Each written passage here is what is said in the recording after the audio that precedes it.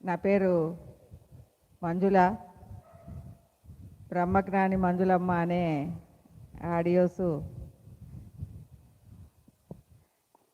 బ్రహ్మజ్ఞానాన్ని అందరికీ అందించటం కోసం అనేక ఆడియోస్ని వీడియోస్ని మీ ముందుంచాను. 10 సంవత్సరాల నుంచి ఈ బ్రహ్మజ్ఞానాన్ని ముందుకు నడిపిస్తూ ప్రయాణం చేస్తున్నాం. కానీ నేను ఎప్పుడూ నా అనుభవ జ్ఞానాన్ని, అందరూ అనుభవ జ్ఞానాన్ని చెప్తూ ఉంటారు, నా అనుభవ జ్ఞానాన్ని ఏ రోజు చెప్పలేదు. ఎందుకంటే ఊరికే ఇని ఆనందిస్తారు అనుభవ జ్ఞానాలతో అని తప్ప అది ఎదుటి వాళ్ళకు ఉపయోగపడదు, ఎదుటి వాళ్ళు ప్రయాణానికి ఉపయోగపడదు. కాబట్టి అనుభవ జ్ఞానాలు సత్యాన్వేషణలో చెప్పవద్దు అనేది నేను ఇంతకుముందు గట్టిగా, ఎందుకు అంటే ప్రతి ఒక్కళ్ళని ఎదిగించాలి అన్న ధ్యేయం ఇక్కడ. కాబట్టి సబ్జెక్టు స్వస్వరూప జ్ఞానము అనే సబ్జెక్టుని అందరికీ అవగాహన చేసి అనుభూతాత్మకంగా, ఆత్మని అనుభూతాత్మకంగా నిలబడే వరకు వాళ్ళని ప్రయాణం చేయిస్తూ ఉన్నాను.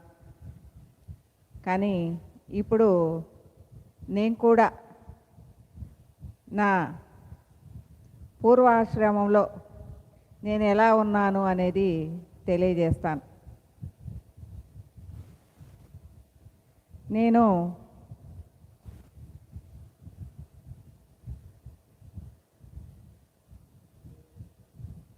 నా పేరు మంజులత.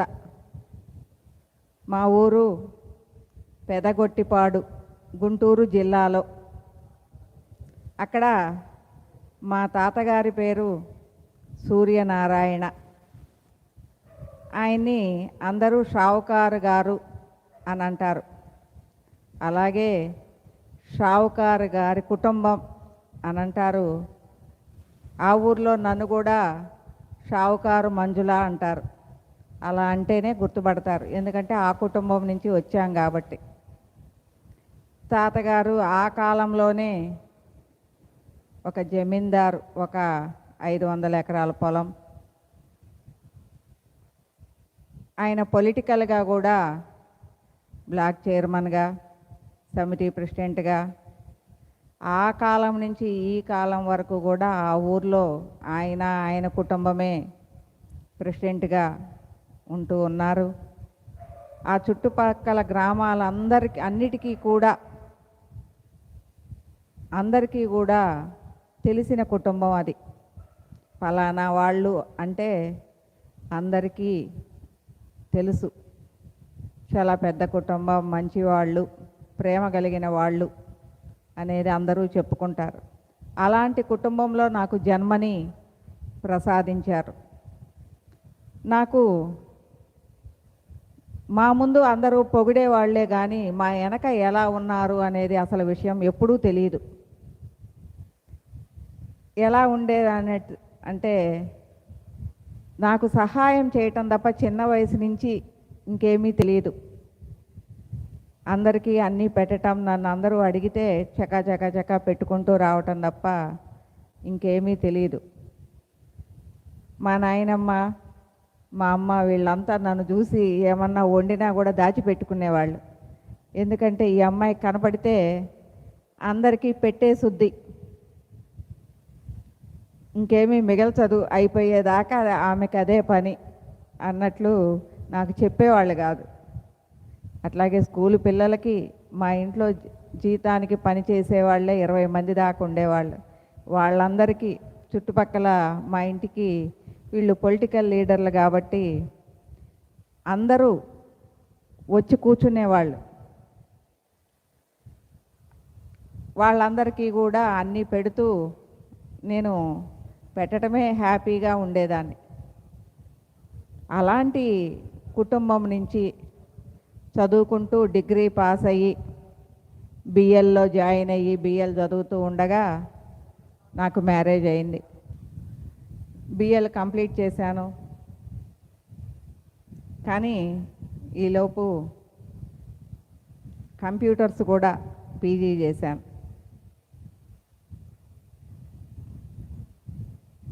నేను కంప్యూటర్స్ పీజీ చేసేసరికి ఇంజనీరింగ్ కంప్యూటర్స్ అనేది కూడా లేదు. అది కంప్లీట్ చేశాను. హైదరాబాద్లో ఫ్యామిలీ పెట్టాము. పెట్టగానే నాకు కంప్యూటర్స్లో జాబ్ దొరికింది. అప్పుడు మైత్రివనం సాఫ్ట్వేర్ టెక్నాలజీ పార్క్గా ఉండేది హైదరాబాద్లో. అందులో సాఫ్ట్వేర్ డిపార్ట్మెంట్లో 3 ఇయర్స్ జాబ్ చేశాను. తర్వాత ఒక పాప, 5 ఇయర్స్ గ్యాప్ తీసుకున్నాను. తర్వాత 12 ఇయర్స్ విద్యుత్ సౌదాలో వర్క్ చేశాను. దీని మూలంగా నేను ప్రాపంచిక జ్ఞానాన్ని నేను బాగా తెలుసుకున్నాను. అంతకుముందు పూర్తిగా మా కుటుంబంలో ఎదుటి వాళ్ళు పొగడటం తప్ప, ఎదుటి వాళ్ళు ఎలా తిడతారు, ఎదుటి వాళ్ళు మన గురించి ఏమనుకుంటున్నారు, ఎదుటి వాళ్ళ కింద పని చేయాలి అంటే ఎన్ని భరించాలి, ఎలా ఒదిగి ఉండాలి, ఇలాంటివన్నీ ఆ ఉద్యోగం వలన నాకు నేర్పించారు. అంతకుముందు నాకు అడ్డు లేదు. నేనేం చెప్తే అలా ఉండేది మా ఇంట్లో. నేనే కాదు, మా ఇంట్లో అందరికీ అలా ఉండేది. అట్లాంటిది మనం ఏం మాట్లాడుతున్నాము అనేది తర్వాత నేను ఒకళ్ళ కింద వర్క్ చేస్తూ ఉన్నప్పుడు అప్పుడు తెలిసింది నా మాటలకు అర్థం. అంటే నేను ఒక పూర్తిగా యజమాయిషీ చేసే దీనిలో నుంచి ఒక ఉద్యోగం చేసే వ్యక్తిగా అక్కడ నిలబడి ఉన్నాను. అలాంటి అప్పుడు నేను ఎలా ఉండాలి, నేనేం మాట్లాడుతున్నాను, నేను ఎంతవరకు ఉండాలి, ఇలాంటి నన్ను నేను పరీక్షించుకోవటం మొదలుపెట్టాను. అలా అంతకుముందు ఫలానా వీళ్ళ నాన్న ఇది, వీళ్ళ తాతయ్య ఇది అన్న కుటుంబం నుంచి వచ్చిన నేను ఇండివిజువల్గా అన్నీ చేసుకోవటం, అన్నీ తెచ్చుకోవటం అలాంటిది జరిగింది. అవన్నీ చేస్తూ ఉంటే ఒక్కొక్క రోజు అనిపించేది ఎక్కడి నుంచి ఎక్కడికి వచ్చాము. షాప్ ముందు కూర్చుంటే కారులో లిస్ట్ ఇస్తే మొత్తం కారులో తెచ్చిపెట్టేవాళ్ళు. కూరగాయల మార్కెట్లో కూడా అంతే, లిస్ట్ ఇస్తే కారులో తీసుకొచ్చి బ్యాగులు పెట్టేసేవాళ్ళు. అక్కడి నుంచి నేను షాపులకు వెళ్ళి అన్నీ చూసుకొని కూరగాయలు ఎలా కొనాలి, సరుకులు ఎలా కొనాలి అనేది చూసుకొని ఒక్కొక్కటి నేర్చుకోవటం అయిపోయింది. అంటే ఇక్కడి నుంచే అప్పటి నుంచి నేను చిన్నగా స్టడీ మొదలుపెట్టాను. అప్పటి వరకు నేను ప్రయాణం చేసింది ఏమీ లేదు, వాళ్ళ పేరు మీద జరిగింది. ఇక్కడ నుంచి నన్ను నేను నిరూపించుకోవటం మొదలుపెట్టాను. అలాగా నా ఉద్యోగ పర్వంలో నేనేంటి, నా తెలివితేటలేంటి అనే విధంగా నా చుట్టూ 10 మందిని నిలుపుకొని షీ స్పెషల్ వర్క్లో కూడా చాలా అన్ని విషయాలలో కూడా బహుముఖ ప్రజ్ఞత్వం కలిగిన ఆమె అనే విధంగా అనిపించుకున్న నేను, నాన్నగారు పూర్తిగా బెడ్లో అయిపోయారు, లేవని పరిస్థితి. మా హస్బెండు ఇంజనీర్గా ఉండి గల్ఫ్ వెళ్ళారు. చిన్న పాప 6th క్లాస్ చదువుతుంది. నాన్నగారిని పాపని ఇంట్లో చూసుకోవటం వీలు కాక హైదరాబాద్ నుంచి గుంటూరు షిఫ్ట్ అయిపోయాను. అప్పుడు అందరూ చెప్పారు, పెద్ద అయినా ఎప్పుడైనా పోయే ఆయనే, ఆయన కోసం నువ్వు ఇంత మంచి ఉద్యోగాన్ని వదిలిపెట్టి ప్రయాణం వెళ్తున్నావు అని నా ఫ్రెండ్స్, ఆఫీసులో వాళ్ళు కూడా ఎవరో ఒకళ్ళు చూస్తారు, ఇదవుతారు. ఒక వయసు వచ్చిన తర్వాత ముసలాళ్ళ కోసం అన్నీ వదిలేసుకోవటం అనేది అనవసరం, నువ్వు జాబ్ వదిలేసి పోవటం అనేది మా అందరికీ ఇష్టం లేదు, ఇలాంటి ఉద్యోగం మళ్ళీ రాదు అనేది అందరూ చెప్పినా కూడా నేను మా నాన్నకే వాల్యూ ఇచ్చాను. ఎందుకు అంటే నేను ఈ ఆస్తులు, ఈ డబ్బులు ఇవన్నీ కూడా నేను చిన్నప్పటి నుంచి నాకున్నాయే. వాటికి పెద్దగా వాల్యూ ఇవ్వలేదు. వ్యక్తిగా నాన్నగారిని బాగా చూసుకోవాలి, ఇంకెవరు సరిగా చూడలేరు, ఆయన నన్ను నమ్ముకొని నా దగ్గర ఉన్నారు, నేనే చూడాలి అన్న ఆలోచన తప్ప ఇంకొక ఆలోచన లేదు. అందువలన మా ప్రాపర్ గుంటూరు కాబట్టి నాన్నగారిని తీసుకొని పాపని తీసుకొని గుంటూరులో తీసుకొచ్చి గుంటూరులో స్కూల్లో జాయిన్ చేశాను. నాన్నగారిని కూడా పూర్తిగా బెడ్లో అయిపోయి లేవలేని నాన్నగారిని చిన్నగా చూసుకుంటూ మళ్ళీ నడిపించగలిగాను. ఎంత నడిపించినా ఆయనకి పూర్తిగా 20% పనిచేసే లంగ్స్ ఎంత కోలుకున్నా పూర్తిగా కోలుకోలేక 2 సంవత్సరాల్లో ఆయన మరణించారు. తర్వాత జాబ్ చూసుకోవాలి అనుకున్నాను. ఎందుకంటే కొన్నాళ్ళు బాగా జాబ్ చేశాను హైదరాబాద్లో కాబట్టి. నాన్నగారు కూడా లేదు, ఇప్పుడు జాబ్ చూసుకోవాలని గుంటూరులో ఎక్కడికి వెళ్ళినా నాకు ఉద్యోగం ఇవ్వాల. ఎక్కడికి వెళ్ళినా ఎక్కడ చేసావు ఏంటి అన్నారు. చేసిన తర్వాత ఓకే అన్నారు. ఇంతకీ ఎక్కడ ఉంటారు మీరు, హైదరాబాద్ నుంచి వచ్చారు కదా, ఎవరు మీరు, ఎవరితోటి ఉంటారు, మీ హస్బెండ్ ఏం చేస్తారు అన్నప్పుడు మా హస్బెండ్ గల్ఫ్లో ఉంటున్నారు అన్నప్పుడు ఇక్కడ ఎవరితోటి ఉంటున్నావు అంటే మా నాన్నగారితో ఉంటున్నాను. మీ నాన్నగారు ఎవరు అంటే పలానా గుడ్డుపల్లి అప్పారావు గారు అనగానే సరేపా మీ ఇంటికి తీసుకెళ్ళి వదిలిపెడతాను, నీకు ఈ మేనేజింగ్ డైరెక్టర్ పోస్టే ఇవ్వాలి, అంతకంటే నీకు ఇక్కడ ఉద్యోగం ఇవ్వటానికి ఏమి లేదు అనేవాళ్ళు. ఎందుకంటే పలానా వాళ్ళ అమ్మాయికి మేము ఉద్యోగం ఇచ్చే పరిస్థితుల్లో మేము లేము. గుంటూరులో 4-5 చోట్లకి వెళ్ళినా అందరూ వచ్చి ఏంటి పెద్ద అయినా అమ్మాయికి ఉద్యోగం దగ్గరికి మా దగ్గరికి పంపిస్తావా అని ఆయన్ని అడిగినప్పుడు నేను పంపించలేదు, ఆమె చేయాలనుకుంటుంది, నేను ఒకటే చెప్పాను గుంటూరులో నువ్వు ఉద్యోగం చేయలేవు అని చెప్పాను, లేదు నేను ఉద్యోగం సంపాదించుకుంటానంది. అందరు తీసుకొచ్చి నాన్న దగ్గరికి తీసుకొచ్చి వదిలిపెట్టి వెళ్తున్నారు కానీ నాకు ఉద్యోగం మాత్రం ఎవరు ఇవ్వలేదు. ఇంక తర్వాత ఆ ఆలోచన మానేశాను.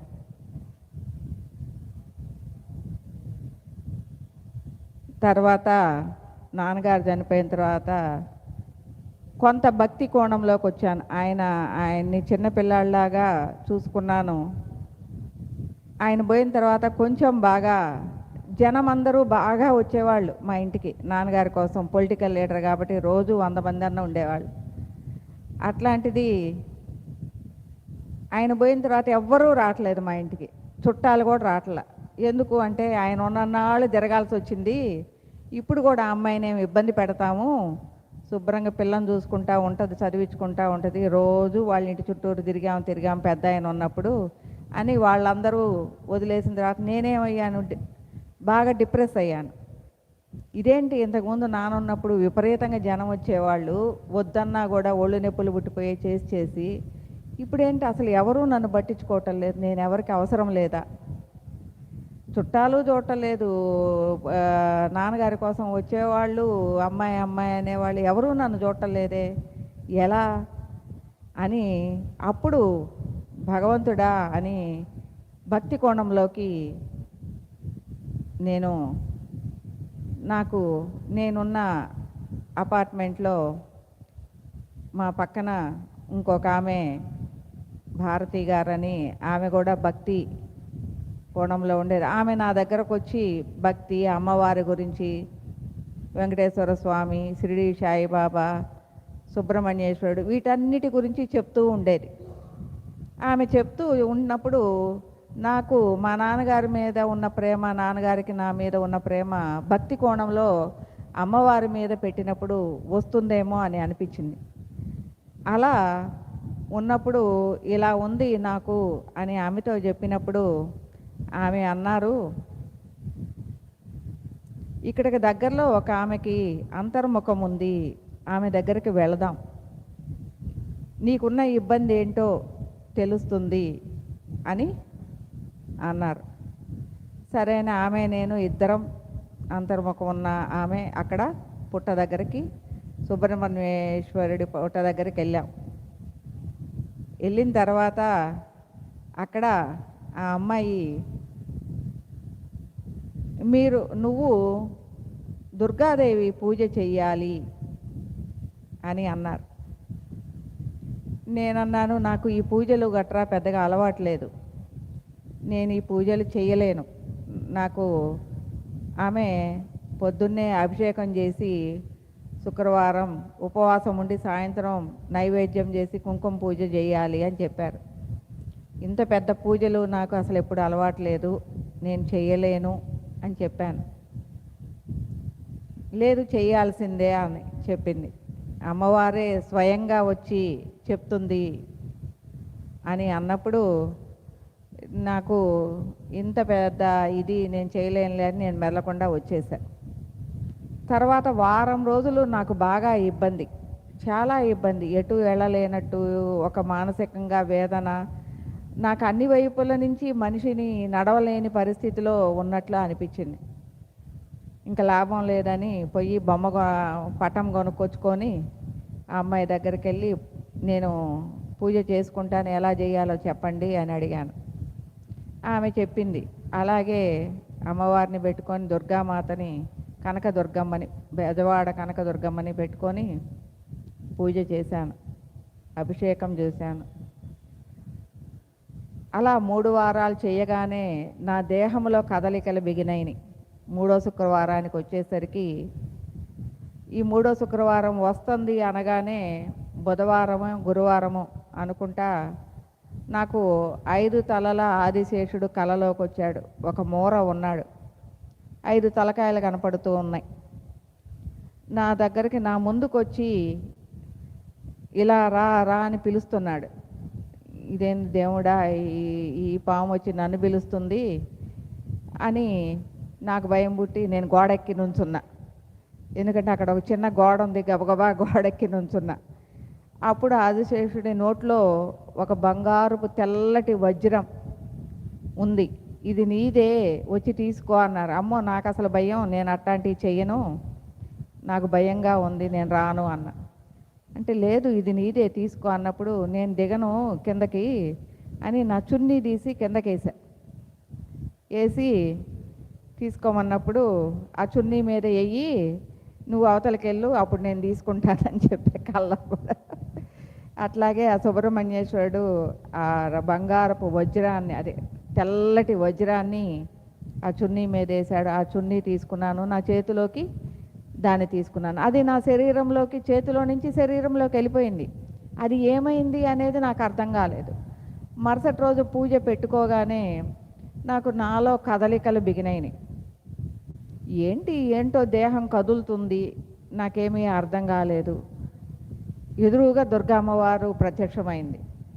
ఇదేంటి, ఏంటో కనపడుతుంది, నా దేహం కదులుతుంది, 2 భయం వేసినాయి. ఎదురుగా పటంలో నుంచి ఒక్కసారే ఏదో తెల్లటి రూపం బయటకు వచ్చి నిలబడుతుంది, కనపడుతుంది. నాకేమో దేహం కదిలిపోతుంది. ఇదేంటబ్బా, ఇదేదో ఉంది, నాకేదో అయింది. ఇబ్బంది పడ్డాను. ఇబ్బంది పడి గబగబా చెప్పిన అమ్మాయి దగ్గరికి ఫోన్ చేసి, ఏంటి ఇట్లా ఉంది అంటే, నువ్వు పూజ చేసావా అని అంది. ఏంది చేశాను అని అన్నప్పుడు, అమ్మవారు దర్శనం ఇచ్చిందిలే అంటే, 3వ వారమే కదా, అప్పుడే ఏం తొందర అయింది, నాకెంత భయంగా ఉంది ఇదంతా కూడా, నాకు ఇవన్నీ ఏం వద్దు అని చెప్పాను. అందరూ అవన్నీ కావాలనుకుంటారంటే నాకేం వద్దు అంటావేంటి, దాన్ని తీసుకో, రిసీవ్ చేసుకో అని అన్నారు. రేపు ఉదయం రా మా ఇక్కడికి, నేను చెప్తాను. వచ్చిన తర్వాత ఆమె చూశారు, నన్ను చూసి, నీకు షట్చక్రాలు తిరుగుతున్నాయి, నీకు తెలుస్తుందా అన్నారు. ఏమో, దేహం కదిలిపోతుంది, కూర్చుంటే ఏదో దేహంలో కదులుతున్నట్టుంది. ఆ షట్చక్రాలంటే ఏంటి నాకు అది కూడా తెలియదు. ఈ ఆధ్యాత్మిక మార్గాలు, గురువు, ఇవన్నీ కూడా ఏది తెలియదు. అలాంటిది ఏంటి ఈ షట్చక్రాలంటే అని అడిగితే, దేహముతో ఈ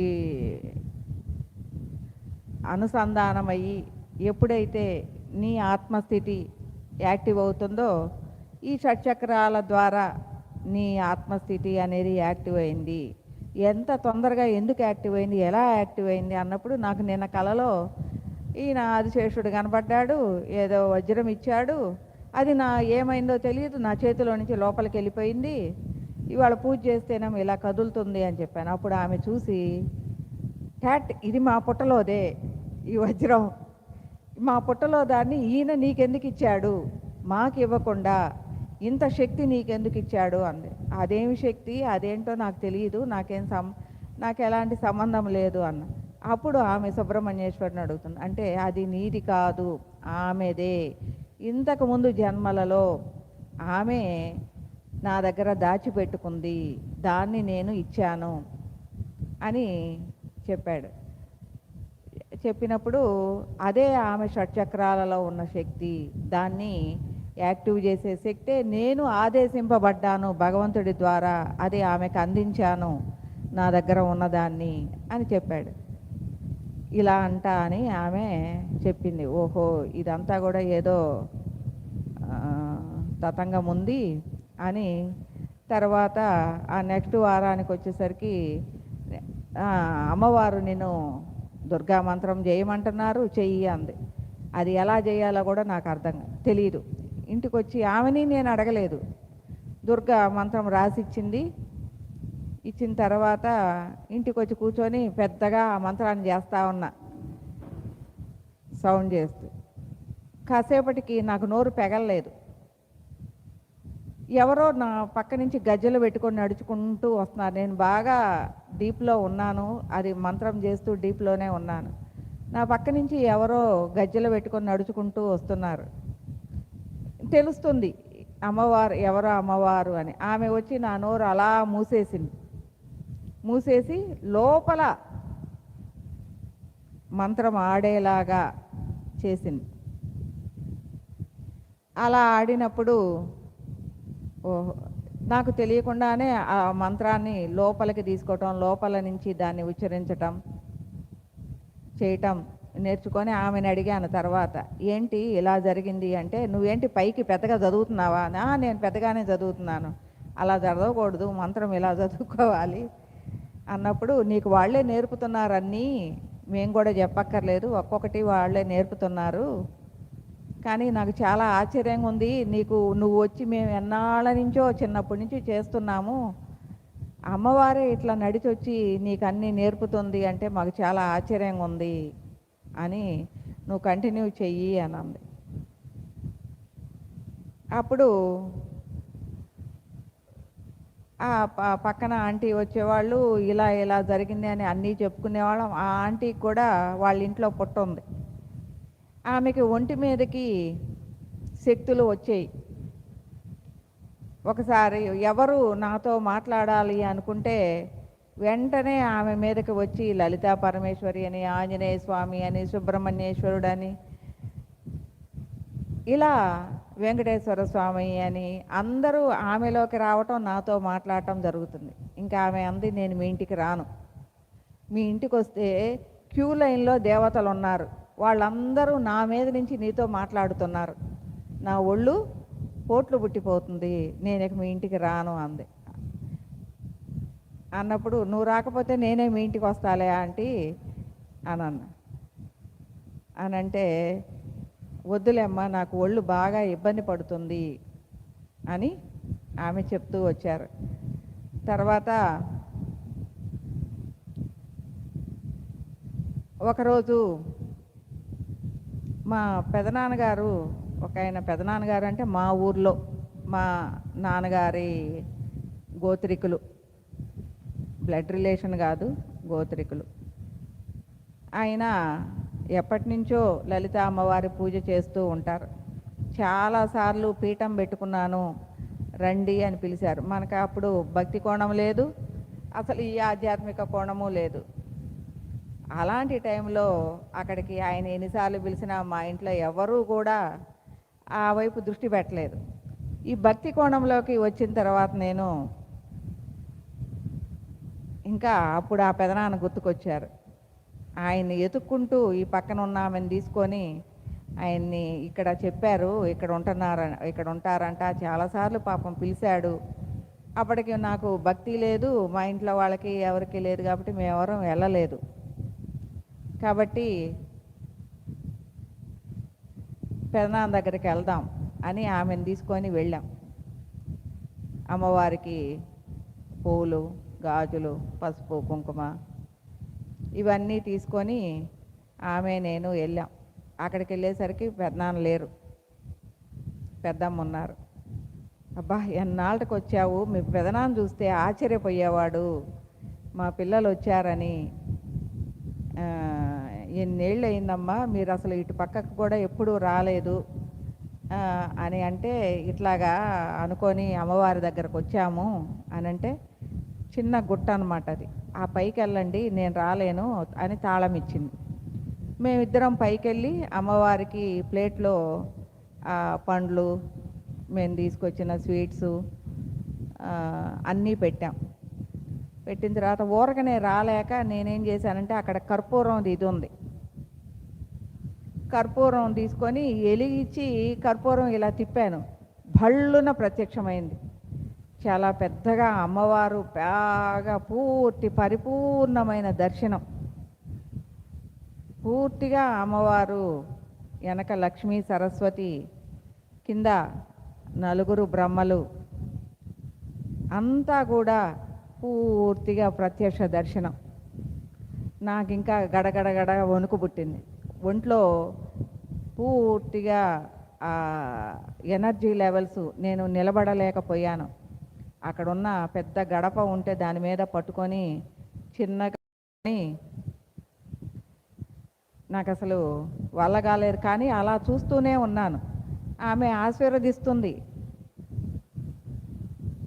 నువ్వు నీ జీవితం మారబోతుంది, నీ జీవితం ఇక్కడి నుంచి వెలుగులమయం అవ్వబోతుంది. నా లలితా సహస్రనామం 9 సార్లు చదివి నాకు నైవేద్యం పెట్టుకో, నీ జీవితం మారిపోతుంది ఇక నుంచి అని చెప్పింది. నా జీవితం మారిపోయేదేంటో ఇది నాకు అసలు ఆ నీరసంలో నాకు అవి కూడా పెద్దగా ఎక్కలేదు. చిన్నగా లేచి ఆంటీకి చెప్తూ, ఆంటీ ఏమో ఆమె కంగారు పడింది, ఏంది ఈ పిల్ల, శుభ్రంగా ఉన్న పిల్ల ఇలా అయిపోతుంది అని ఆమె కంగారు పడి, ఇంకెప్పుడు వద్దులేమ్మా ఈ దేవతలు వద్దు, ఏమొద్దు అని అంది. అనుకుంటా ఇంటికి వచ్చాం. రాత్రికి కల్లో అమ్మవారు చక్కగా గ్రీన్ పట్టు చీర కట్టుకొని, కింద సుబ్రహ్మణ్యేశ్వరుడు బంగారు రంగులో తిరుగుతూ ఉన్నాడు. ఆ సర్పం, పెద్ద సర్పము, ఆమె ఆ కొండ మీద తిరుగుతూ కనిపించింది. కనిపించిన తర్వాత పొద్దున్నే లేచి ఆంటీకి చెప్పాం. అన్నీ ఆమెకు చెప్పినప్పుడు వాళ్ళు ఆమెలోకి వచ్చి మాట్లాడుతూ నాకు చెప్తారనమాట. చెప్పినప్పుడు ఆమె ద్వారా ఈమె జీవితం మారబోతుంది, ఈమె జీవితం ఇంకా భగవంతుడి వైపుకి ప్రయాణం చేస్తుంది అనేది సందేశం ఇచ్చారు. అట్లా ఇంకా అక్కడి నుంచి ఆ అమ్మాయి ద్వారా, ఇంకొక పుట్ట దగ్గర అమ్మాయి ద్వారా, ఈమె ద్వారా అనేక దైవ వాక్యాలని నేను అందుకుంటూ, ఇవాళ ఎక్కడికి వెళ్ళాలి, ఇవాళ ఎక్కడికి వెళ్ళాలి, ఇవాళ ఎక్కడికి వెళ్ళాలి అని అనేక గుళ్ళకి వెళ్ళినప్పుడు ప్రతి గుళ్ళో షిరిడి సాయినాథుల వారు కానీ, వెంకటేశ్వర స్వామి కానీ, వెంకటేశ్వర స్వామి అయితే ప్రత్యక్షం అవటమే కాదు, నన్ను కూర్చోబెట్టి నన్ను వెళ్ళనిచ్చేవాడు కాదు, నా కాళ్ళు కదిలే కాదు, లేచి వెళదాము అంటే ఎంతసేపు కూర్చున్నా అంతే, కాళ్ళు కదలనివ్వడు. కాళ్ళు కదలనివ్వకుండా గుళ్ళో నువ్వు కూర్చో, నువ్వు ఇంకా కాసేపు కూర్చో అనేవాళ్ళు.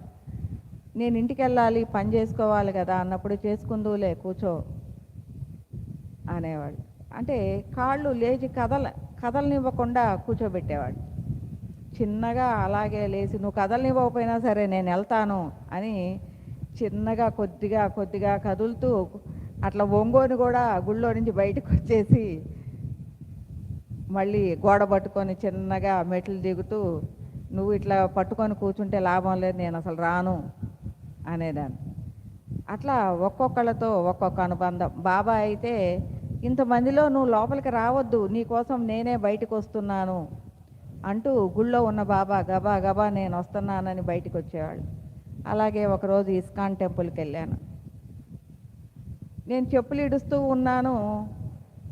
గబగబా కృష్ణుడు 9 ఏళ్ల బాలుడు గబగబా వచ్చి నా ఏళ్ళు పట్టుకున్నాడు. ఎవరు ఏళ్ళు పట్టుకున్నాడు అని చూస్తే చక్కగా నెమలి పెంచి వేసుకున్న కృష్ణుడు చిన్నగా లోపలికి తీసుకెళ్ళాడు. మెట్లు ఎక్కుతూ నన్ను చేయబట్టుకొని లోపలికి తీసుకెళ్ళాడు. లోపలికి తీసుకెళ్ళి ఆ గురువు గారు ఉంటారు కదా, శ్రీపాద ఇస్కాన్ టెంపుల్లో గురువు గారు ఉంటారు, ప్రభుపాదుల వారు. ఆయన విగ్రహం దగ్గరికి తీసుకెళ్ళి వదిలిపెట్టారు. నాకు అది కూడా తెలియదు. ఎవరు ఈయన అని అడిగినప్పుడు ఇస్కాన్ సృష్టికర్త అని చెప్పారు. ఇంకా తర్వాత అట్లా ఒక్కొక్క చోట ఇక్కడ ఏమైంది అంటే నాకు ప్రత్యక్షంగా కనపడటం కాదు. వీళ్ళందరూ నేను ఎక్కడికి వెళ్ళినా ఏ గుడికి వెళ్ళినా వాళ్ళందరూ నా వెనక ఇడితే కట్టకట్టుకొని వచ్చేవాళ్ళు. వచ్చి ఇంట్లో అంతా వీళ్ళే కనపడేవాళ్ళు, తిరుగుతూ ఉండేవాళ్ళు. నాకు ఎలా అయిందంటే నేను నడుస్తున్నా చేస్తూ ఉన్న విపరీతమైన ఎనర్జీస్ ఈ ఎట్లా ఉండేది అంటే పడుకున్నా లేచినా నాకు నిద్ర పట్టేది కాదు. ఎందుకు అంటే ఎనర్జీ లెవెల్స్ బాగా ఎరిగి మీరు వెళ్ళండి, నాకు ఇబ్బందిగా ఉంది, నాకు ఇంట్లో మీరు వద్దు, మీ గుళ్ళకు మీరు వెళ్ళిపోండి అన్నప్పుడు మేము వెళ్ళాం, మేము నీతోటే ఉంటాం అనేవాళ్ళు.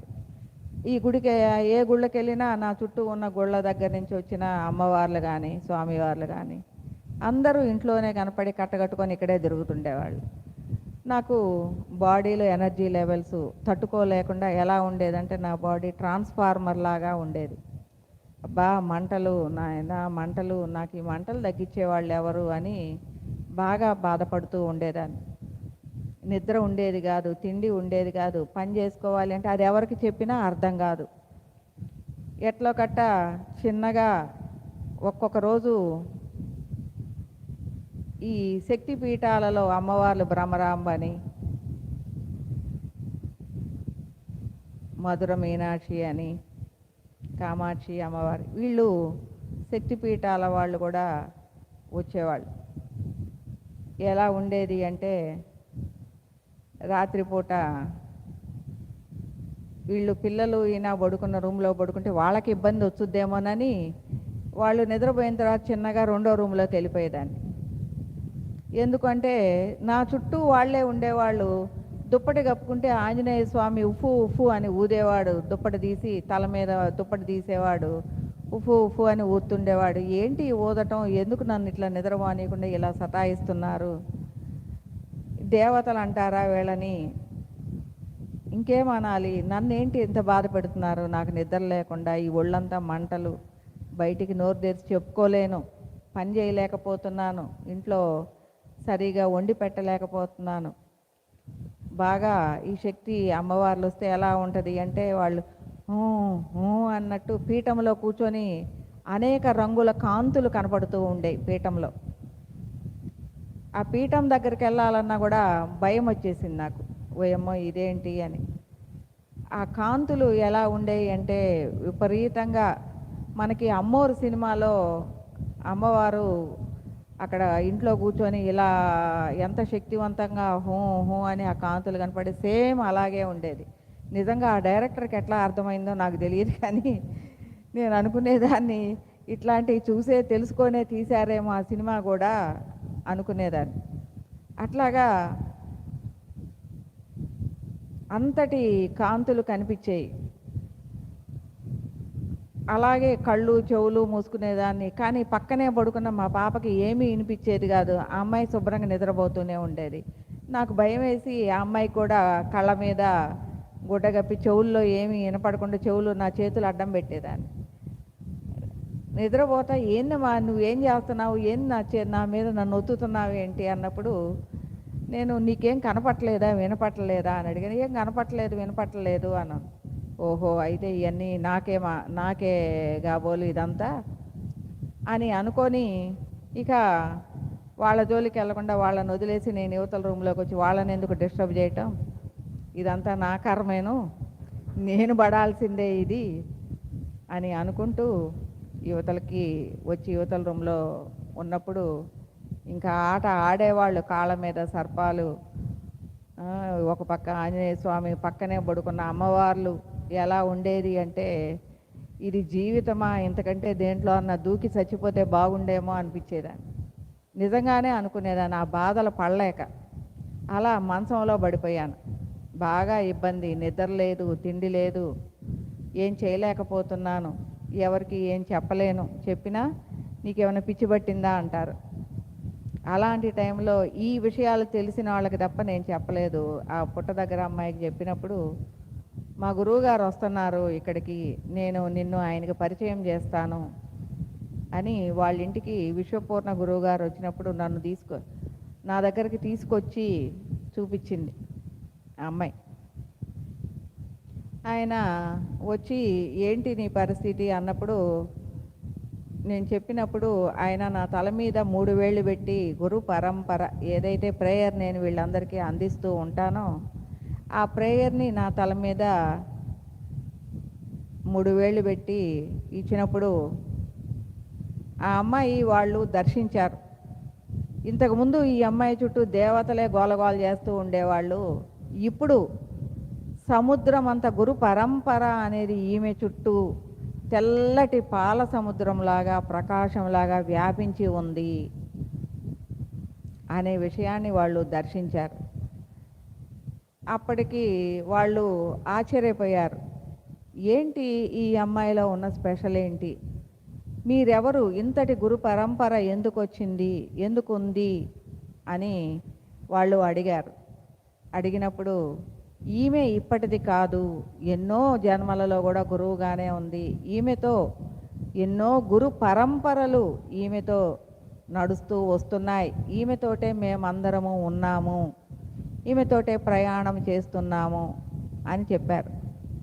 ఈమెకి తెలుసా ఇదంతా అంటే ఆమె మాయలో ఉంది, ఆమెకి ఈ జన్మ తాలూకు మాయలోనే ఉంది, ఇవన్నీ ఏమీ తెలియటం లేదు, ఇప్పుడు కనపడే ప్రతిదాన్ని కూడా ఇబ్బందిగా చూస్తూ ఉంది, ఈమె చుట్టూ ఇది గమనించేదంతా ఆమె ఇబ్బంది పడుతుంది, అది తప్ప మేము ఏంటి, మేము ఎవరము అనేది ఆమెకి అర్థం కాలేదు, అందువలన అంతా ఇబ్బంది పడుతుంది, ఆమెకున్న ఎనర్జీసు ఇప్పుడు తక్కువగా ఉన్నాయి కాబట్టి ఆమె తట్టుకోలేకపోతుంది, అందువలన మేము ఆమెకేమీ తెలియజేయటం లేదు, కానీ ఆమెని అనుసరిస్తూనే ఉన్నాము అని ఆ గురు పరంపరలు ఆ తెల్లటి ప్రకాశం తెలియజేసింది.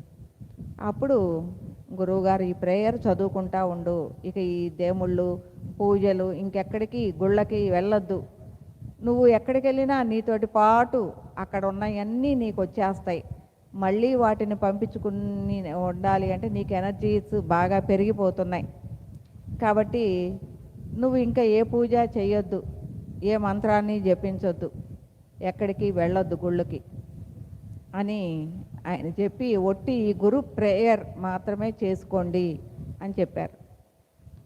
అలా ఆయన చెప్పిన ఆయన 8 నెలల వరకు నాకు మళ్ళీ ఫోన్ చేయలేదు, నాకు ఆయన నంబర్ ఇవ్వలేదు.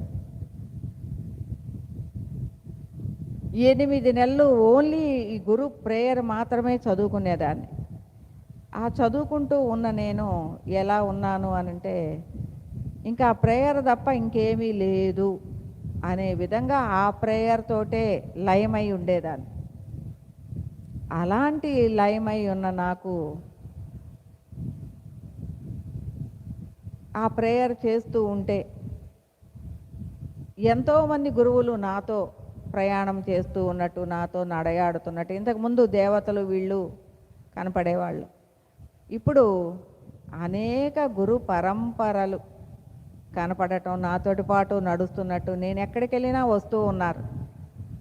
ఇలాంటివన్నీ గమనిస్తూ ఉన్నాను. ఎలా ఉంటుంది అంటే, కొన్ని వేల మంది నేను ఎక్కడికి పోయినా నా వెనకీడిత గుంపులు గుంపులుగా కనపడుతూ ఉన్నారు. ఏందబ్బా ఇదంతా కూడా, అదొక విచిత్రం అనుకుంటే ఇది ఇంకొక విచిత్రం అయిపోయింది అని అనుకుంటూ ఆ ప్రేయర్ని అలాగే చేస్తూ వచ్చాను. కాకపోతే నా ఒళ్ళు కొంచెం చల్లబట్టం బిగినైంది. ఇంతకుముందు బాగా ఇబ్బంది పడే నేను, నా ఒళ్ళు చల్లబట్టం బిగినైంది. అది గమనించి ఇంకా ఎక్కువ ప్రేయర్ చేయటం, రేయింబగళ్ళు రాత్రిపూట కూడా ఎప్పుడు మెలకు వచ్చినా ప్రేయర్లోనే ఉండేదాన్ని. అలాంటి స్థితి నుంచి మరలా గురువుగారు కాల్ చేసి, నువ్వు విశ్వానికి ఎంతో చేయవలసి ఉంది, విశ్వంలో నువ్వు చేయాల్సింది చాలా ఉంది కాబట్టి నేను నిన్ను తీసుకుంటున్నాను అని అన్నారు. నేనన్నాను, గురువుగారు నాకు అయ్యేమీ వద్దు, నాకు వస్తున్న ఈ చుట్టూ వచ్చే ఈ ఇబ్బందులన్నిటినీ తీయగలిగితే తీసేయండి, నాకు అసలు దేనికి నాకు విశ్వము తెలియదు, ఇది తెలియదు, భక్తి తెలియదు, ఇవన్నీ నాకేమొద్దు, నాకు ఇబ్బందిగా ఉన్నాయి, నాకు అసలు ఏమీ వద్దు అన్నప్పుడు, నా మీద ఇవన్నీ ఏంటి, ఇన్ని ఇబ్బందులుగా ఉన్నాయి, ఇవన్నీ తీసేయండి గురువుగారు, ఇంతకంటే నేను అడిగేది లేదు, నేను ఎక్కడికి ఏది చెయ్యను అన్నప్పుడు ఆయన చెప్తూ వచ్చారు, స్థూల సూక్ష్మ కారణ మహాకారణము. స్థూలము అంటే నీ కంటికి కనిపించే శరీరము, సూక్ష్మము అంటే ఈ శరీరాన్ని నడిపించే కంటికి కనిపించనిది, కారణము అంటే దైవ స్వరూపంగా ఎదిగినది, మహాకారణము అంటే ఈ సమస్తాన్ని నడిపించేది. దీని గురించి నీకు తెలియజేస్తే ఇవన్నీ ఏంటో నీకు తెలుస్తాయి అన్నప్పుడు 4 సున్నాలు, ఒకటి చిన్నది, ఇంకొంచెం పెద్దది, ఇంకా పెద్దది, ఇంకా పెద్దది, అట్లా 4 సున్నాలు పెట్టు అంటే నేను 1 సున్నా కూడా పెట్టనన్న. నేను 1 సున్నా కూడా పెట్టను, నాకు స్థూలం వద్దు, సూక్ష్మం వద్దు, నాకు అసలు ఏది వద్దు, నేను 1 సున్నా కూడా పెట్టనన్న. నువ్వు ఈమె ఎక్కడ దొరికింది నాకు, నేను ఏదన్నా తెలియజేద్దాం, ఈ బాధ నుంచి తప్పిద్దాము అంటే 1 సున్నా కూడా పెట్టదంట. అంటే నేను బాగా అంత బాధపడుతూ వచ్చాను, 1 సున్నా కూడా పెట్టనంటది ఏంటి, ఇంక నేనేం నేర్పుతాను ఈ అమ్మాయికి అని అన్నారు. తర్వాత ఆయన చెప్తూ ఉంటే నాకు బాగా నిద్ర వచ్చేది, ఎందుకంటే నాకు అసలు నిద్ర లేదు, ఎప్పుడు హాయిగా ఉంటుందో, ఎప్పుడు నిద్రపోదామా అనుకునేదాన్ని. ఆయన అలా చెప్తూ ఉంటే నాకు బాగా నిద్ర వచ్చేది. మంజుల గారు వింటున్నారా, మంజుల గారు వింటున్నారా అంటే నేను నిద్రపోతూ ఉండేదాన్ని. గురుగారు మీరు చెప్తూ ఉండండి, నాకు బాగానే ఉంది, నాకు హాయిగా ఉంది, నేను ఎన్నాళ్ళు అయింది నిద్రపోయి, నేను నిద్రపోతాను, మీరు చెప్తా ఉండండి అని చెప్పాను. ఇదేంటి నేను చెప్పటం ఏంటి, నువ్వు నిద్రపోవటం ఏంటి, ఇది ఎట్లా కుదురుతుంది అన్నప్పుడు, నేను వింటాను గురువుగారు, నాకు లోపల అర్థమవుతుంది మీరు చెప్పేది, నాకు లోపల మెలకుగానే ఉంది, కానీ మీరు చెప్తూ ఉంటే చల్లగా హాయిగా ఉంది కాబట్టి నేను నిద్రపోతాను అని చెప్తూ ఉన్నా. ఇలా అయితే నీకేమొస్తుంది, నా దగ్గర నువ్వేం నేర్చుకోలేవు అని అన్నారు. అన్నప్పుడు నాకేమి నేర్చుకోకపోయినా పర్వాలేదు, నాకేమి రాకపోయినా పర్వాలేదు, నేను చల్లగా నిద్రపోతే చాలు అనేదాన్ని. ఎందుకు అంటే అంత ఇబ్బంది పడుతూ ఉన్నాను నా దేహం మీద. అప్పుడు నీకోసం అనేక గురు పరంపరలు వేచి చూస్తూ ఉన్నాయి, నీవే అందరికీ చల్లదనాన్ని ఇచ్చే స్థాయికి ఎదుగుతావు, నీకు ఈరోజు చల్లదనం కోరుకుంటున్నావు, కానీ ఈ చల్లదనాన్ని అందరికీ పంచే స్థాయికి నువ్వే ఎదుగుతావు, నువ్వే అందరికీ అందిస్తావు. కాబట్టి అని చెప్పారు.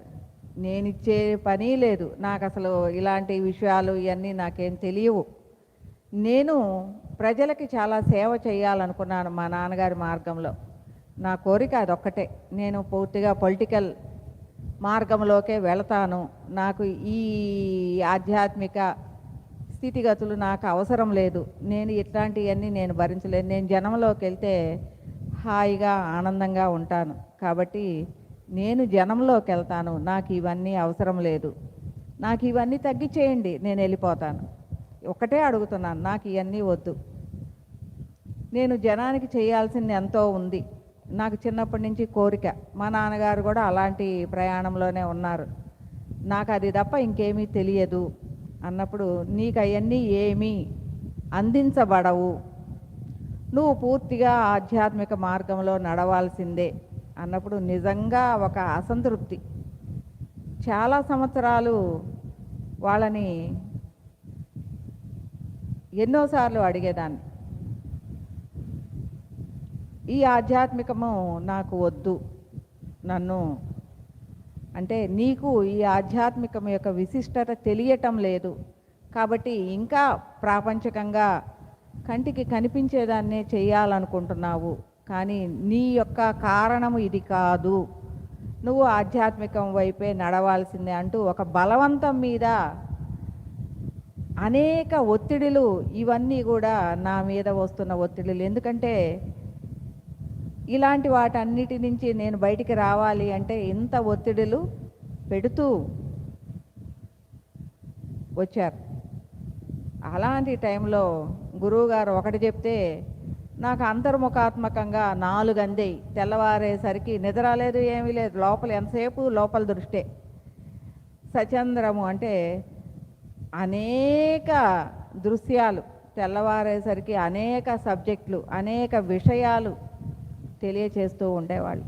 పొద్దున్నే లేచి గురువుగారు ఇలా అంటే, నీకు నిద్ర లేదు, పాడు లేదు, నా బుర్ర తింటున్నావు, నీకు పిచ్చెక్కిపోయింది, నేను ఒకటి చెబితే నువ్వు 4 తీసుకొస్తున్నావు తెల్లవారేసరికి అనేవాళ్ళు. లాభం లేదు, నువ్వు ఆవిష్కరణలు రాయి, ఆవిష్కరణ మార్గంలో నువ్వు బాగా ఎదుగుతావు అన్నారు. అప్పుడు ఒక 10 ఆవిష్కరణలు గురువుగారు రాసిచ్చారు. నేను అది చూసి ఆవిష్కరణ రాయటం మొదలుపెట్టాను. ఒకటోది రాయటానికి ఉదయం నుంచి 4 లైన్లు రాయటానికి ఉదయం నుంచి సాయంత్రం 6 దాకా పట్టింది. ఉదయం 8కి నాకు గురువుగారు హోంవర్క్ ఇచ్చారు. ఇది నేను ఆఫీస్ నుంచి వచ్చేసరికి కంప్లీట్ చెయ్యి అన్నారు. సాయంత్రం 6కి చేసినప్పుడు రాసావా అంటే రాశాను గురువుగారు, 3 లైన్లే వచ్చినాయి, 4వ లైన్ రాయలేదు అన్నాడు. చదువు అంటే ఎవరి మీద రాసావు అంటే విఘ్నేశ్వరుడి మీద రాశాను అన్న. చదువు అంటే ఏంటి అష్టోత్తరం రాసావు, పుస్తకాలు చదివి రాసావా అన్నారు. దేవుడి పుస్తకం చదివాను, అందులో నాకు 10 పదాలు తీసుకొని ఆవిష్కరణ రాశాను అన్నప్పుడు ఎటు నేను కూడా 4వ లైన్ చెప్తాను నీ దీంట్లోనే, కానీ ఆవిష్కరణ అంటే స్వరూప విద్య, స్వస్వరూప విద్య, ఆత్మ విద్య, ఆత్మస్థితిలో దాన్ని అవగాహన చేసుకుంటూ రాయాలి. నేను రాసిన ఆవిష్కరణ చూడు అన్నప్పుడు మీరు రాసిన దాంట్లో నాకు ఒక్క ముక్క కూడా అర్థం కాలేదు, కాబట్టి నేను అట్లా రాయలేను అన్నప్పుడు, నువ్వు వాటిని చూస్తూ ఉన్నప్పుడు నాకు వాటికి అర్థాలు చెప్పండి అన్నప్పుడు నేను అట్లా చెప్పలేను, నా వల్ల కాదు. ఈ పదాలన్నీ నీకు ఈ మార్గంలో ప్రయాణిస్తూ ఉంటే అవే అర్థమవుతాయి అని చెప్పారు. అప్పుడు ఈయన దేనికి ఏది చెప్పడు, ఈ పదాలేంటి ఎప్పటికి అర్థమవుతాయి నాకు అని అనుకున్నాను. అట్లా అలాంటి టైంలో అయినా సరే లలిత అమ్మవారి గురించి 2వ ఆవిష్కరణ మొదలుపెట్టాను. ఎదురుగా టకామని ఆమె వచ్చి కూర్చుంది. నేనే చెప్తాను నువ్వు నా అని నన్ను ఒళ్ళో కూర్చోబెట్టుకొని నా చేతిలో నా చెయ్యి పట్టుకొని ఆవిష్కరణ రాయించింది. నేను ఇక ఆవిష్కరణ గురువుగారి ముందు పెట్టి, గురువుగారు నేను ఆవిష్కరణ రాశాను వినండి అన్నాను. ఇది ఎక్కడి నుంచి వచ్చింది నీకు, ఎవరు రాశారు, ఇది నువ్వు రాసింది కాదే, నిన్న రాసిన ఆవిష్కరణకి ఇవాళ రాసిన ఆవిష్కరణకి చాలా తేడా ఉంది, ఇంతలోకే నీకు ఇంత విద్య ఎట్లొచ్చింది అని అన్నారు. గురువుగారు నేను రాయలేదు, నేను కూర్చోగానే లలిత అమ్మవారు వచ్చి నన్ను ఒళ్ళో కూర్చోబెట్టుకొని చేయబట్టుకొని రాసింది అని చెప్పాను. ఓహో ఇలాంటి సపోర్ట్ కూడా నీకుందా, అయితే ఆయన ఇంకా టాస్క్ మొదలుపెట్టారు. ఒక్కొక్కరికి రోజుకి ఒక్కొక్కటి, ఆదిశంకరాచార్యులు రాయ్, దక్షిణామూర్తిది రాయ్, శివుడిది రాయ్, ఇలా ఒక్కొక్కటి చెప్పడం, ప్రతి ఒక్కళ్ళు రావటం, నా ముందు కూర్చోవటం, నా చేత రాయించటం మొదలుపెట్టారు. అప్పుడు ఒకరోజు కృష్ణ భగవానుడు కూడా రాస్తూ ఒక లైన్ రాసి, ఆ రోజు కృష్ణాష్టమి, ఒక లైన్ రాసి నేను దేవుడికి నైవేద్యం కూడా పెట్టలేదు చేద్దాము అని కిచెన్లోకి వెళ్ళటం, ఆయన చిన్నపిల్లాడు నా ఇంటికి తిరగటం, నువ్వు నాకు పాయసం పెడతావా ఆవిష్కరణ పెడతావా, నువ్వు ఆవిష్కరణ చేస్తావు కాబట్టి నువ్వు నాకు ఆవిష్కరణే పెట్టు, ఈ పాయసాలు అందరూ పెడతారు, నాకు ఈ పాయసాలు నువ్వు చేసిన పాయసాలు కాదు కానీ నాకు ఆవిష్కరణ చెయ్యి అని అడిగారు. ఇట్లా ఆవిష్కరణని దృశ్యమానంగా చేయటం కూడా మొదలుపెట్టాను. సచంద్రయుక్తంగా దృశ్యమానంగా సర్వములో అనేక విధి విధానాలని మార్చే విధంగా, అందరికీ అనుగ్రహం కలిగే విధంగా అనేక ఆవిష్కరణలు, కొన్ని వేల ఆవిష్కరణలు చేశాం. అట్లా ఆవిష్కరణ మార్గంలో ఎంతోమంది నా చుట్టూ చాలా ఇబ్బందులు పడుతూ వచ్చేవాళ్ళు. ఒకరోజు ఒక ఆమె తన భర్తతో తగాదా పడి ఇద్దరు పిల్లల్ని పెట్టుకొని గుంటూరులో మాకు 2 ఇళ్ళ అవతల చిన్న గది తీసుకొని ఉంది. ఆ పిల్లల్ని మెళ్ళో సొమ్ములు సొమ్ములు అమ్మేసుకొని ఆ డబ్బులతో ఆ పిల్లల్ని చదివించుకుంటూ వచ్చింది. 10th క్లాస్ ఎగ్జామ్స్ అయిపోయినాయి. పిల్లవాడు 10th క్లాస్ ఫస్ట్ క్లాస్లో పాస్ అయ్యాడు. ఈ మధ్యలో మాకు అలవాటైంది, గుళ్ళో నాకు పరిచయం అయింది. ఆమె పరిస్థితి తెలియజేసింది. మేము సహాయం చేస్తూ వచ్చేవాళ్ళం ఆ పిల్లలకు కానీ, ఇంట్లో సరుకులు కానీ, కూరగాయలు కానీ, అలా 2-3 ఆమెకి సహాయం చేస్తూ వచ్చాం, కష్టంలో ఉందిలే అని. అలాంటి స్థితిలో ఆ పిల్లవాడు 10th క్లాస్ పాస్ అయ్యాడు. పాస్ అయితే ఆమె ఆనందంగా మాకు ఫోన్ చేసి చెప్పింది. ఆ రాత్రి ఆ పిల్లవాడు సాయంత్రం 8 అమ్మ, ఇప్పటి వరకు నువ్వు ఫీజులు కట్టింది తక్కువ, మమ్మల్ని చదివించావు, కానీ ఇప్పుడు ఫీజులు కట్టాలంటే మన దగ్గర డబ్బులు లేవు, ఏం చేస్తావు, ఎలా చేస్తావు అని అడిగి కత్తి తీసుకొని పొడిచి చంపుకోబోయాడు ఆ పిల్లవాడు. ఇంకా బతకటం అనవసరం, మనం ఫీజులు కట్టలేనప్పుడు, చదువుకోలేనప్పుడు బతకటం అనవసరం అని ఆ పిల్లవాడు కత్తి తీసుకొని చంపుకోబోయాడు. ఆ తల్లి ఫోన్ చేసింది నాకు, అమ్మ ఇట్లాగా ఉన్నాడు పిల్లాడు అంటే గబా గబా పరిగెత్తాం. ఆ పిల్లాడు దగ్గరికి తీసుకొని మా ఇంటికి తీసుకొని వచ్చి కూర్చోబెట్టుకొని అన్నం పెట్టి, నువ్వు ఇక్కడే పడుకో, నాకుంది ఒక్క అమ్మాయే, నువ్వు నా కొడుకు అనుకుంటాను, నేను చదివించుకుంటాను, నువ్వు ఎందులో జాయిన్ అవుతాను అంటే అందులో చదివించుకుంటాను అని చెప్పాను. నువ్వు ఏమీ ఇబ్బంది పడొద్దు, రేపు వెళ్ళి బట్టలు కుట్టించుకుందాం, ఫీజులు కట్టొద్దాం, నువ్వు దేనికి ఇబ్బంది పడొద్దు, నేను చేసి పెడతాను అని అన్న. నేను బాగా బాధేసి అప్పుడు ఆ నాగవర్ధని అనే అమ్మాయి ఆ బిడ్డలని, ఆ తండ్రి బిడ్డలని కలపండి, ఆయన ఒక ఉద్యోగస్తుడు, శుభ్రంగా శాలరీ వస్తుంది, అలాంటి తండ్రి ఉన్నప్పుడు ఇలాంటి పరిస్థితి వీళ్ళు పడటం అనేది నాకు ఇబ్బందిగా అనిపించి ఆవిష్కరణ రాశాను.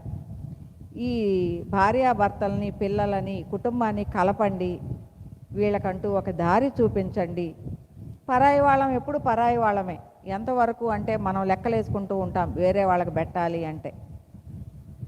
కాబట్టి అది ఆ ఆవిష్కరణ రాసినప్పుడు రాసి పెట్టి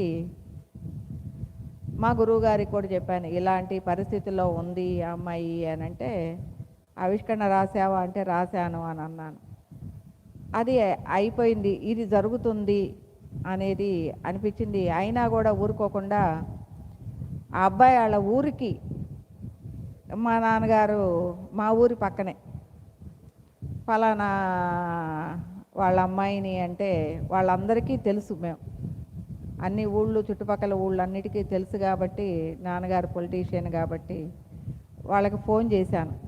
ఆ ఊరు ప్రెసిడెంట్కి ఫోన్ చేసి, మీ ఊర్లో ఈ అబ్బాయి ఉన్నాడు, విఆర్ఓగా చేస్తున్నాడు, ఆ అబ్బాయి కుటుంబం ఇక్కడ చాలా ఇబ్బందులు పడుతుంది, వాళ్ళ పిల్లవాడు ఇలా చంపుకోబోయాడు, 10th క్లాస్ ఫస్ట్ క్లాస్లో పాస్ అయ్యాడు, మనము ఏదైనా సహాయం చేయగలిగితే చెయ్యాలి అన్నప్పుడు, అమ్మ నేను అతనితో మాట్లాడతాను అని వాళ్ళ నాన్నకి ఫోన్ చేసి, ఇలాంటి పరిస్థితుల్లో ఉన్నారు, మన అప్పారావు గారు అమ్మాయి ఫోన్ చేసింది, వాళ్ళ ఇంటి దగ్గరే ఉంటున్నారంట, మరి నువ్వు నీ భార్య బిడ్డలను తెచ్చుకుంటావా, ఆ బిడ్డలను అలాగే వదిలేస్తావా అని ఆయన అడిగారు.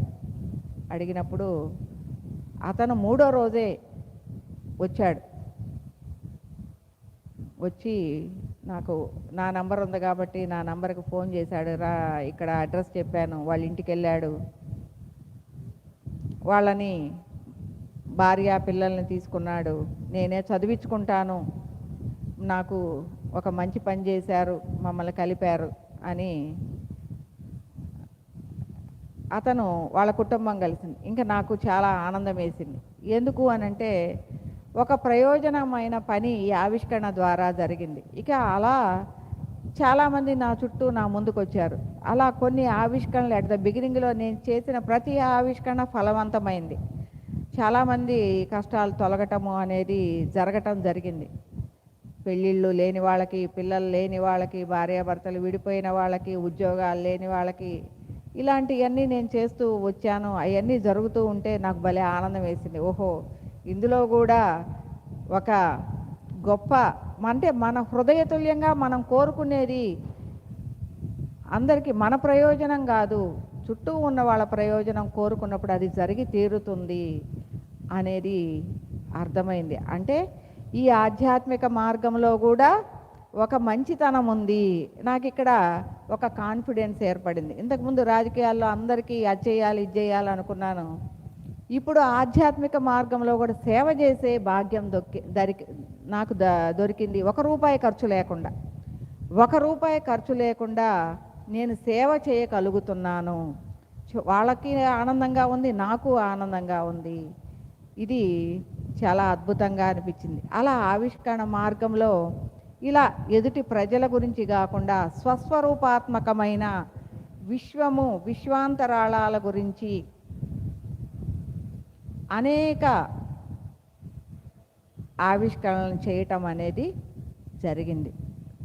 ఇట్లాగా ఉన్న నాకు ఈ దేహం మీద ఉన్న ఇబ్బందులు కొంచెం కొంచెం చల్లబడటం, అనేక మంది గురువులు నీకోసం మేమందరము, మేలిమి కాంతులన్నీ కూడా నీకోసం ఉన్నాయి అని తెలియచేయటము అనేది ఎప్పటికప్పుడు కొత్తదైన ఉత్సాహాన్ని తీసుకొస్తూ ఈ విద్యలో 1 సంవత్సరం అయ్యేసరికి గురు పరంపర నుంచి నాకు ఒక సందేశం అందింది మా గురువు గారికి.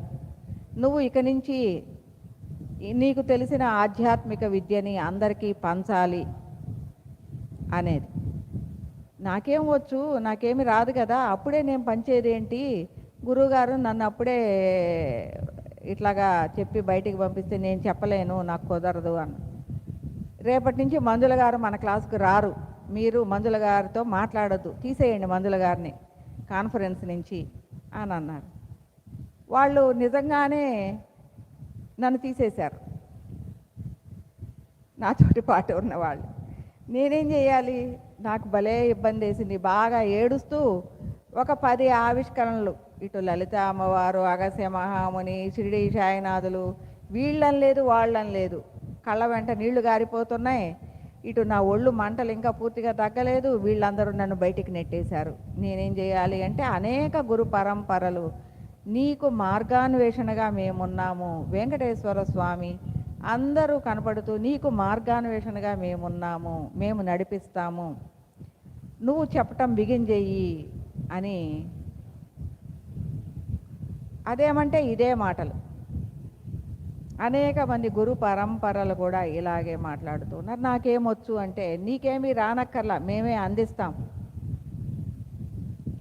నీకేమీ రానక్కర్లా, మేమే అందిస్తాము అన్నప్పుడు మీరు ఎలా అందిస్తారు, నాకేమైనా వినపడతానయ్యా, నాకేం వినపడటం లేదే మీరు చెప్పేయి, ఎలా అందిస్తారు అన్నప్పుడు నీకే తెలుస్తుంది, మేము అందిస్తాము, ఎలా అందిస్తామో అన్నారు. సరే, వీళ్ళు ఏదో చెప్తున్నారని ఒక 5గురిని తీసుకొని, ఫ్రెండ్స్ని, తెలిసిన వాళ్ళని ఒక 5గురిని తీసుకొని సబ్జెక్టు ఒక పావు గంట చెప్పగలిగేదాన్ని. ఇంకేమీ పెద్దగా ఏమీ వచ్చేది కాదు. ఏమి వీళ్ళేదో మీరేదో అందిస్తున్నా అన్నారు, నన్ను రోడ్డు మీదకి లాగి అవాజ్ పాలు చేయిస్తున్నారు, నాకేమీ అందటం లేదు. ఎందుకు అంటే నాది లోపలికి వెళ్ళటల్లా, నేనేం చెప్పగలను ఏం చెప్పగలను బాహ్యంగానే చూస్తున్నాను. నువ్వు బాహ్యంగా ఉన్నావు, నువ్వు బాహ్యం నుంచి అంతరంలోకి ప్రయాణం చేయడానికి కొంత టైం పడుతుంది, అప్పుడు నీకు అందుతుంది. నీ లోపలిది నీకు అందాలి అంటే మేము లోపల నుంచి పని చేస్తున్నాము, నీ లోపలిది నీకు అందాలి అని అంటే కొంత టైం పడుతుంది అని చెప్పారు. సరే, ఒకసారి దూకిన తర్వాత బావిలో ఈత ఆడక తప్పదు, లేదంటే మునిగిపోతాను కదా. కాబట్టి ఎట్లో గట్టా ఒక ఆవిష్కరణ చెప్పటం, దానిలో వాళ్ళని ఓలలాడించటం, ఆవిష్కరణ మార్గంలో ఇలా ఇలా అనే అనుభవాన్ని తెలియజేయటం, అనేక ఆవిష్కరణలు రాశాను కదా. ప్లస్ సబ్జెక్టు కొంచెం చెప్పాలి అని సబ్జెక్టు చెప్పటం, ఇలా ఒక గంట కంప్లీట్ చేసేసరికి నాకు తల ప్రాణం తోక్కొచ్చినట్టు ఉండేది. ఓయమ్మో, నేనేం చేయగలను ఈ ఆధ్యాత్మిక మార్గాన్ని, ప్రతిరోజు చెప్పాలి అంటే నాకు ఎక్కడి నుంచి వస్తుంది అని అనుకుంటూ కష్టంగానే అయ్యి 3 నెలలు అయ్యేసరికి నాకు తెలియకుండానే నాలో నుంచి ఒక్కొక్క గురువు రావటం, నా లోపల నుంచి చెప్పటం, నేను కుర్చీలో ఆ టైం అయింది కుర్చీలో కూర్చునే లోపే ఒక 10 మంది 20 మంది గురువులు టకటకటకటక వచ్చి చైర్లో కూర్చోవటం. ఆ చైర్లో కూర్చున్న తర్వాత ఒక్కొక్కళ్ళు నాలో చెప్తూ వాళ్ళు బయటికి వెళ్ళిపోవటం, ఇవన్నీ చూడటం కూడా జరుగుతుంది. ఓహో, ఇప్పుడు అర్థం అవుతుంది, వీళ్ళు నాలో నుంచే చెప్తున్నారు అని. ఒకరోజు అగస్త్య మహాముని నాలో నుంచి చెప్పి కింద పడుకుంటూ ఉన్నాడు. నేను అన్నాను, ఏమి స్వామి ఇక్కడ కిందనే పడుకుంటున్నారు, ఇక్కడ నాలో నుంచి చెప్పి నా కాళ్ళ దగ్గర పడుకుంటున్నారు, నేను ఎక్కడ తిరిగేది, కాలు తీసి కాలు పెట్టాలంటే అందరూ మీరే పడుకుంటున్నారు అంటే ఆయన ఏమన్నాడు, నీ పరిస్థితి అలాగే ఉంది, మమ్మల్ని తొక్కుకుంటూ తిరుగు, అంతే ఉంది అన్నారు. నాకు అర్థం కాలేదు, ఏంటి వీళ్ళందరూ ఇలా తొక్కుకుంటూ తిరుగుతున్నామంటే, నువ్వు చెప్పే విద్య అనంతములో జ్ఞాన ప్రకాశంగా ఉన్న దాంట్లో, నిక్షిప్తంగా ఉన్న దాంట్లో నీవు అందిస్తున్నావు. కాబట్టి ఇదంతా కూడా వ్యాపించి ఉంది మేమే. ఇదంతా కూడా ఎప్పుడు ఎవరమైతే చైతన్యాత్మకంగా ఉంటున్నామో వాళ్ళు నీకు కనిపిస్తున్నారు. మిగిలిందంతా కూడా నీ కాళ్ళ కింద ఉన్నదంతా కూడా మొత్తం గురుతుల్యమైన, మొత్తం ఆత్మ ప్రకాశంగా ఉన్న ఈ గురుతుల్యమైన జ్ఞానమే. కాబట్టి నువ్వు మమ్మల్ని తొక్కుకుంటూ తిరుగుతున్నావు, నువ్వు ఈ స్థాయిలో నువ్వు నిలబడి ఉన్నావు అని వాళ్ళు చెప్తూ వచ్చారు. ఓహో, ఇదంతా కూడా ఇలా ఉంది అంటూ, నువ్వు ఇలాంటి జ్ఞానాన్ని అందరికీ అందించటానికి వచ్చావు, కాబట్టి ఈ జ్ఞానాన్ని అందరికీ అందచెయ్యి అంటూ నాలో నుంచి ఆత్మ విద్యని అప్పుడు వాళ్ళు పూర్తిగా అందించటం, నాలో నుంచే అందించటం, తద్వారా నన్ను నడిపించటం. అలా నెల నెల కొత్త బ్యాచ్ని తీసుకొని నేను చెప్పుకుంటూ రావటం అనేది ఈ ఆధ్యాత్మిక మార్గంలో జరగటం అనేది. దాని తర్వాత ఎంతోమందికి దీన్ని నేర్పించటం, నేను నేర్చుకోవటమే కాకుండా దీన్ని నేర్పించటం కూడా జరుగుతూ ఉంది. అందులో భాగంగానే ఈ గురు పౌర్ణమి ఈ ఉత్సవాలలో ఈ 15 రోజులు కూడా నా దగ్గర నేర్చుకునే వాళ్ళందరినీ కూడా చక్కగా వాళ్ళ ప్రజెంటేషన్, వాళ్ళు తెలుసుకున్నది, వాళ్ళ అనుభవ జ్ఞానాలు, వాళ్ళు విద్యలో అందుకున్న దాన్ని కూడా వాళ్ళు తెలియజేస్తూ మనందరికీ కూడా ఈ గురు పౌర్ణమి వేడుకలు జ్ఞాన వేడుకలుగా, సత్యాత్మావిష్కార అన్వేషణ అనేది జ్ఞాన వేడుకలుగా మనందరికీ కూడా ఒక ఆనందాన్ని, ఆహ్లాదాన్ని, జ్ఞాన మార్గము అనేది ఎలా ఉంది అనే విషయాన్ని అందరూ తెలుసుకోగలుగుతున్నారు. దీన్ని యూట్యూబ్ ద్వారా కూడా మేము ఈ విద్యని అందరికీ కూడా నేర్పే విధంగా లెసన్ 1, లెసన్ 2, లెసన్ 3, లెసన్ 4 అన్నట్టు నెక్స్ట్ ప్లాన్ చేసి ఎంతోమంది ఈ ఆధ్యాత్మిక విద్యని యూట్యూబ్ ద్వారా నేర్చుకునే విధంగా కూడా మేము తయారు చేయబోతున్నాం. కాబట్టి సబ్స్క్రైబ్ చేసుకునే వాళ్ళు ధన్వంతరి మహా పిరమిడ్ నెల్లూరు అని వస్తుంది యూట్యూబ్లో, దాన్ని సబ్స్క్రైబ్ చేసుకున్నట్లయితే అందులో ఈ ఆత్మజ్ఞానంగా చెప్పిన అందరి క్లాసులు కూడా ఇందులో ఉన్నాయి. ప్లస్ నా ఈ 22, 23 నుంచి కూడా అన్ని క్లాసులు కూడా కొన్ని వందల క్లాసులు, దాదాపు 1800 క్లాసులో ఏమో ఆల్రెడీ యూట్యూబ్లో పెట్టడం జరిగింది. ఇన్ని వందల క్లాసులు నేను చెప్పానా అంటే లేదు, భగవంతుడు మనకి అందించిందే. నేను చెప్పాను అనేది ఎందుకంటే నాలో నుంచి వాళ్ళందరూ అందించడం చూసిన తర్వాత ఇది నేను అందిస్తున్నాను అంటాం హాస్యాస్పదం. ఎందుకు అంటే నేను ఒక పుస్తకం కూడా చదవలేదు. ఆత్మ విద్యలో, స్వస్వరూప విద్యలో గురు హృదయాల నుంచి ఈ జ్ఞానాన్ని అందిస్తున్నాను కాబట్టి ఇదంతా కూడా వాళ్ళ విద్యే. కాబట్టి ఇదంతా కూడా వేదాంతాలలో చూసినా కూడా ఇదే విద్య ఉంది.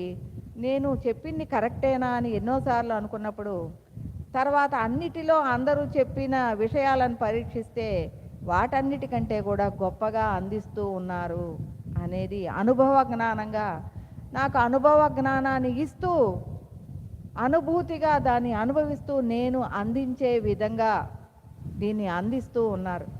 కాబట్టి ఇక్కడ నేర్చుకునే వాళ్ళు కూడా దాన్ని అవగాహన చేసుకుంటూ ఆ విద్యని తర్వాత వారే అదే ఆ విద్య అనుభూతాత్మకంగా దాన్ని అనుభవిస్తూ తెలుసుకుంటూ ఉన్నారు. కాబట్టి ఇంత గొప్ప జ్ఞానాన్ని మనకు అందించినందుకు సమస్త విశ్వానికి, సమస్త విశ్వ హృదయ సద్గురు పరంపరలకి కూడా మనము నమస్సుమాంజలి తెలియజేస్తూ మన ధన్యవాదాలు తెలియజేస్తూ ఉన్నాం. ఈ అనుభవ జ్ఞానాన్ని ఈరోజు మరి ఇంతవరకు ఎప్పుడూ అందించలేదు. నా పూర్వ జీవితాన్ని కానీ తర్వాత ఈ ఆధ్యాత్మికంలోకి రాబడటం, ఆధ్యాత్మికంలోకి వచ్చిన తర్వాత అనేది అందించాను. కానీ ఆ పూర్వ జీవితం నుంచి ఎలాంటి జీవితానికి రాబడ్డాను అనేది ఈరోజు మీకు అందరికీ అందించడం జరిగింది.